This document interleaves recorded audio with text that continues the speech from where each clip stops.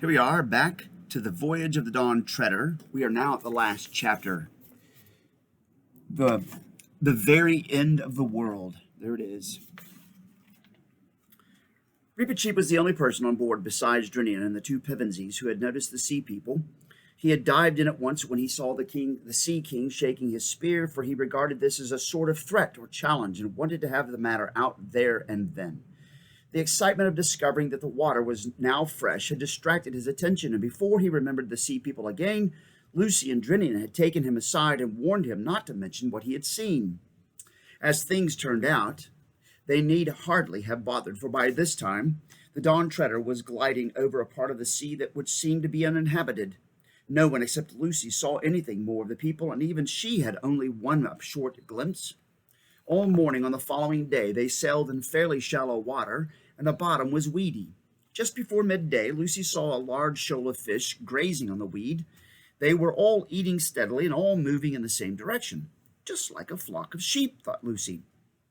Suddenly she saw a little sea girl of about her own age in the middle of them, a quiet, lonely-looking girl with a sort of crook in her hand.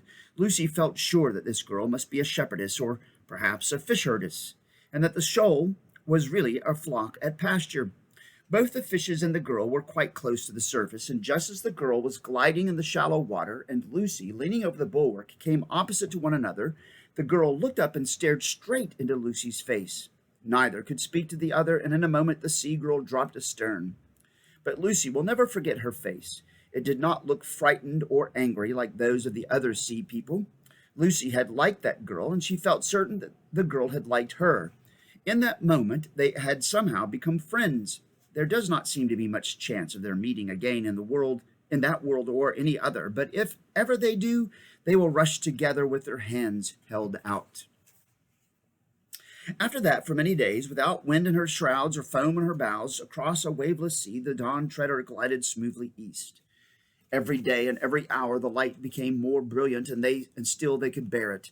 No one ate or slept, and no one wanted to, but they drew buckets of dazzling water from the sea, stronger than wine and somehow wetter, more liquid than ordinary water, and pledged one another silently in deep draughts of it. And one or two of the sailors who had been oldish men when the voyage began now grew younger every day. Everyone on board was filled with joy and excitement, but not an excitement that made one talk. The further they sailed, the less they spoke, and then almost in a whisper. The stillness of that last sea laid hold on them. "My lord," said Caspian to Drinian one day, "what do you see ahead?" "Sire," said Drinian, "I see whiteness all along the horizon from north to south as far as my eyes can reach." "That is what I see too," said Caspian, "and I cannot imagine what it is." "If we were in higher latitudes, your majesty," said Drinian, "I would say it was ice, but it can't be that. Not here. All the same, we'd better get men to the oars and hold the ship back against the current. Whatever the stuff is, we don't want to crash into it at this speed." They did as Drinian said, and so continued to go slower and slower. The whiteness did not get any less mysterious as they approached it. If it was land, it must be a very strange land, for it seemed just as smooth as the water and on the same level with it. When they got very close to it, Drinian put the helm out hard over and turned the Dawn Treader south, so that she was broadside broadside onto the current and rowed a little way southward along the edge of the whiteness. In so doing, they accidentally made the important discovery that the current was only about 40 feet wide, and the rest of the sea was still as a pond. That was good news for the crew, who had already begun to think that the return journey to Ramandu's land, rowing against stream all the way, would be pretty poor sport. It also explained why the shepherd girl had dropped so quickly astern. She was not in the current. If she had been, she would have been moving east at the same speed as the ship. And still no one could make out what the white stuff was. Then the boat was lowered, and it put off to investigate. Those who remained on the Dawn Treader could see that the boat pushed right in amidst the whiteness. Then they could hear the voices of the party in the boat, clear across the still water, talking in a shrill and surprised way. Then there was a pause while Rainulf in the bows of the boat took a sounding, and when after that the boat came rowing back, there seemed to be plenty of the white stuff inside her. Everyone crowded to the side to hear the news. "Lilies, your majesty!" shouted Rainulf, standing up on the bows. What did you say? Asked Caspian. Blooming lilies, your majesty, said Rainulf. Same as in a pool and a garden at home. Look, said Lucy, who was in the stern of the boat. She held up her wet arms full of white petals and broad flat leaves. What's the depth, Ranulph? Asked Drinian. That's the funny thing, Captain, said Ranulph. It's still deep, 3.5 fathoms clear. They can't be real lilies, not what we call lilies, said Eustace. Probably they were not, but they were very like them. And when, after some consultation, the Dawn Treader turned back into the current and began to glide eastward through the Lily Lake or the Silver Lake, they tried both of these names, but it was the Silver Lake that stuck and is now on Caspian's map. The strangest part of their travels began. Very soon, the open sea which they were leaving was only a thin rim of blue on the western horizon. Whiteness shot with the faintest color of gold spread round them on every side, except just astern where their passage had thrust the lilies apart and left an open lane of water that shone like dark green glass. To look at, this last sea was very like the Arctic, and if their eyes had not been by now grown as strong as eagles, the sun on all that whiteness, especially at early morning when the sun was hugest, would have been unbearable, and every evening the same whiteness made the daylight last longer. There seemed no end to the lilies. Day after day, from all those miles and leagues of flowers, there arose a smell which Lucy found it very hard to describe. Sweet, yes, but not at all sleepy or overpowering. A fresh, wild, lonely smell that seemed to get into your brain and make you feel that you could go up mountains at a run or wrestle with an elephant. She and Caspian said to one another, I feel that I can't stand much more of this, yet I don't want it to stop. They took soundings very often, but it was only several days later that the water became shallower. After that, it went on getting shallower. There came a day when they had to row out of the current and feel their way forward at a snail's pace, rowing, and soon it was clear that the Dawn Treader could sail no further east. Indeed, it was only by very clever handling that they saved her from grounding. Lower the boat, cried Caspian, and then call the men aft. I must speak to them. What's he going to do? Whispered Eustace to Edmund. There's a queer look in his eyes. I think we probably all look the same, said Edmund. They joined Caspian on the poop, and soon all the men were crowded together at the foot of the ladder to hear the king's speech. Friends, said Caspian, we have now fulfilled the quest on which you embarked. The 7 lords are all accounted for, and as Sir Reepicheep has sworn never to return, when you reach Ramandou's land, you will doubtless find the lords Revilian and Argaz and Mavramorn awake. To you, my lord Drinian, I entrust this ship, bidding you sail to Narnia with all the speed you may, and above all, not to land on the island of Deathwater. And instruct my regent, the dwarf Trumpkin, to give to all these my shipmates the rewards I have promised them. They have been earned well. And if I come not again, it is my will that the regent and Master Cornelius and Truffle Hunter the Badger and the Lord Drinian choose a king of Narnia with the consent. But sire, interrupted Drinian, are you abdicating? I am going with Reepicheep to the world's end, said Caspian. A low murmur of dismay ran through the sailors. We will take the boat, said Caspian. You will have no need of it in these gentle seas, and you must build a new one in Ramandou's island. And now, Caspian, said Edmund suddenly and sternly, you can't do this. Most certainly, said Reepicheep. His Majesty cannot. No, indeed, said Drinian. Can't, said Caspian sharply, looking for a moment, not unlike his uncle Miraz. Begging your Majesty's pardon, said Raynal from the deck below, but if one of us did the same, it would be called deserting. You presume too much on your long service, Raynal, said Caspian. No, sire, he's perfectly right, said Drinian. By the mane of Aslan, said Caspian, I had thought you were all my subjects here, not my schoolmasters.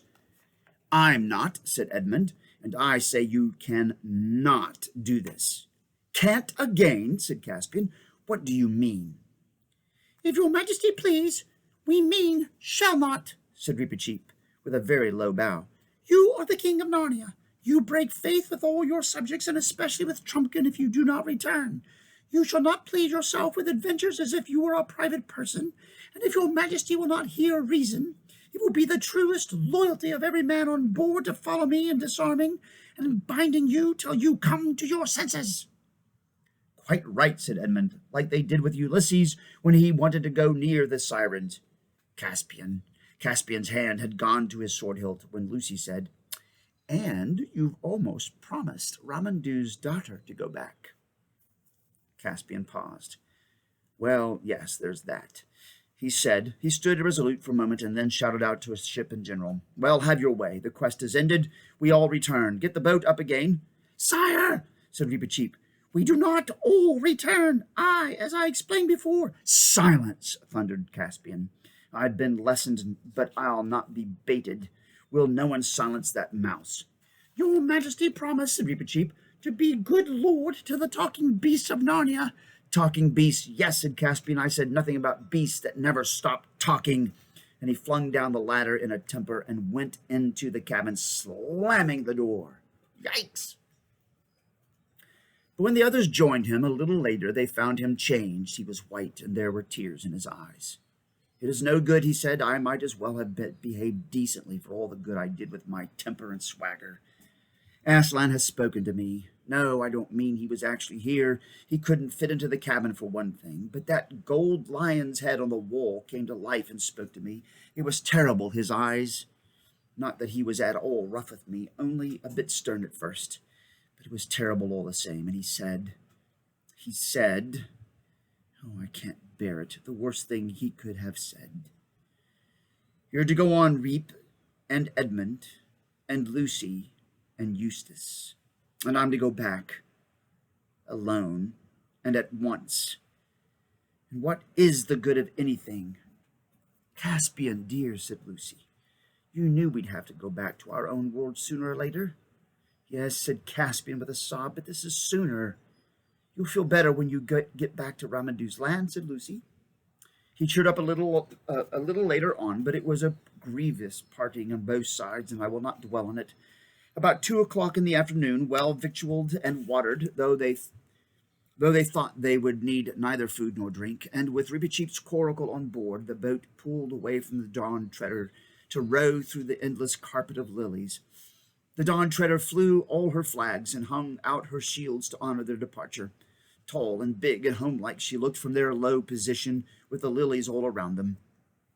And even before she was out of sight, they saw her turn and begin rowing slowly westward. Yet, though Lucy shed a few tears, she could not feel it as much as you might have expected.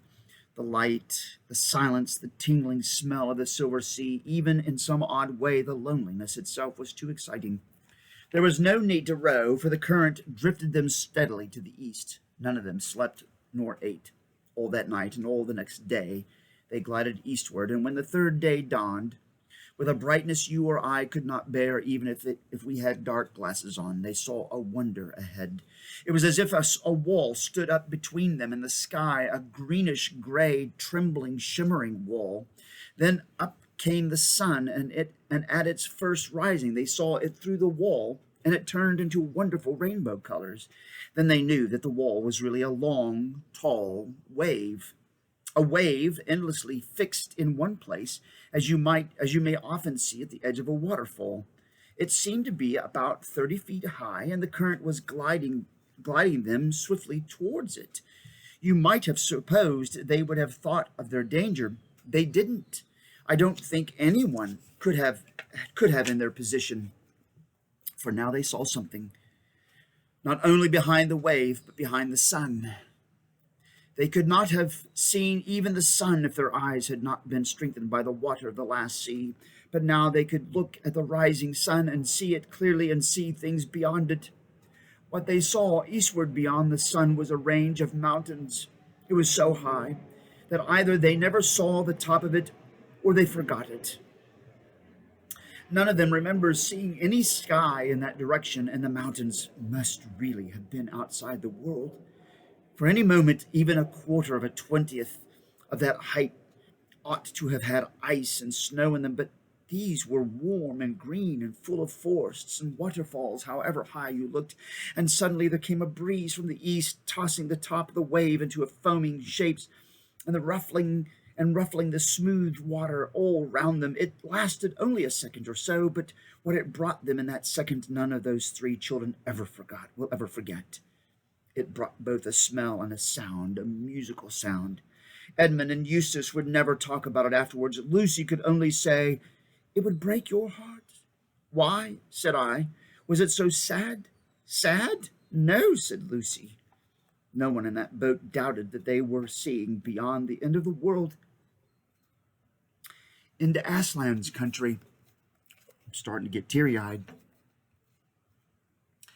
At that moment, with a crunch, the boat ran aground. The water was too shallow now, even for it. "This," said Reepicheep, "is where I go on alone."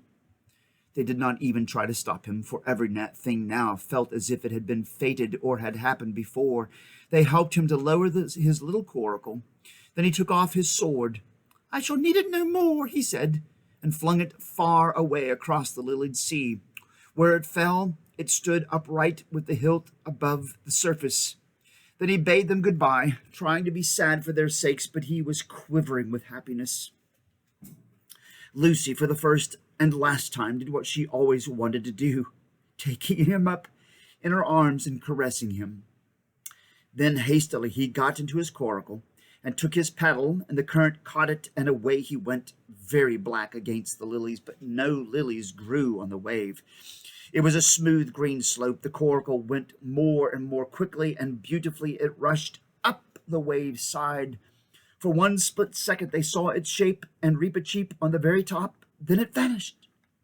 And since that moment, no one can truly claim to have seen Reepicheep the mouse.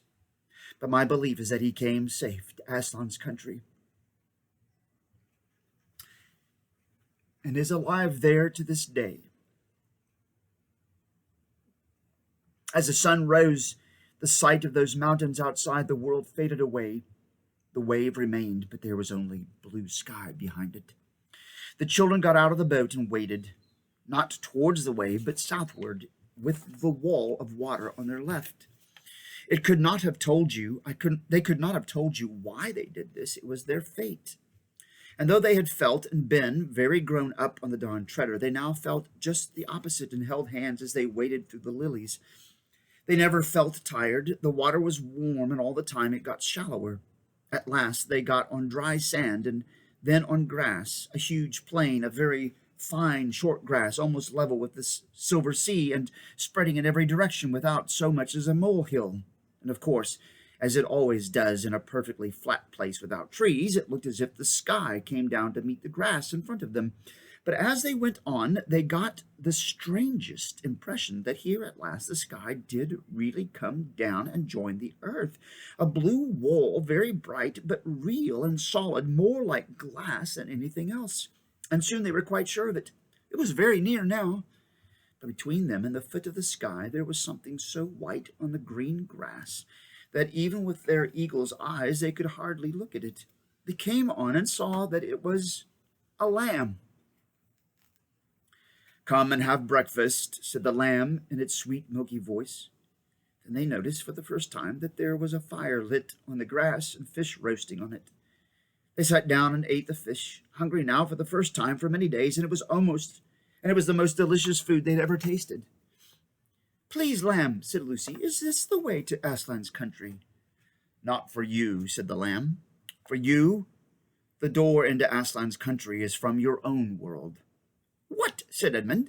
"Is there a way into Aslan's country from our world too?" "There is a way into my country from all the world," said the lamb. But as he spoke, his snowy white flushed into tawny gold, and his size changed, and he was Aslan himself, towering above them and scattering light from his mane. "Oh, Aslan," said Lucy, "will you tell us how to get into your country from our world?" "I shall be telling you all the time," said Aslan, "but I will not tell you how long or short the way will be, only that it lies across a river. But do not fear that, for I am the great bridge builder. And now come. I will open the door in the sky and send you to your own land." "Please, Aslan," said Lucy, "before we go, will you tell us when we can come back to Narnia again? Please? Oh, do make it soon." "Dearest," said Aslan very gently, "you and your brother will never come back to Narnia." "Oh, Aslan, said Edmund and Lucy, both together in despairing voices. You are too old, children, said Aslan, and you must begin to come close to your own world now. It isn't Narnia, you know, sobbed Lucy. It's you.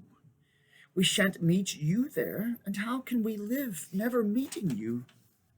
But you shall meet me, dear one, said Aslan. Are you there too, sir? Said Edmund. I am, said Aslan. But there I have another name. You must learn to know me by that name. This was the very reason why you were brought to Narnia, that by knowing me here for a little, you may know me better there. And is Eustace never to come back here either? Said Lucy. Child, said Aslan, do you really need to know that? Come, I am opening the door in the sky. Then all in one moment there was a rending of the blue wall like a curtain being torn, and a terrible white light from beyond the sky, and the feel of Aslan's mane and a lion's kiss on their foreheads, and then the back bedroom in Aunt Alberta's home at Cambridge. Only two more things need to be told. One is that Caspian and his men all came safely back to Ramandu's island, and the three lords woke from their sleep. Caspian married Ramandu's daughter, and they all reached Narnia in the end, and she became a great queen, and the mother and grandmother of great queens, of great kings. The other is that back in our own world, everyone soon started saying how Eustace had improved, and how you'd never know him for the same boy. Everyone except Aunt Alberta, who said he had become very commonplace and tiresome, and it must have been the influence of those Pevensey children.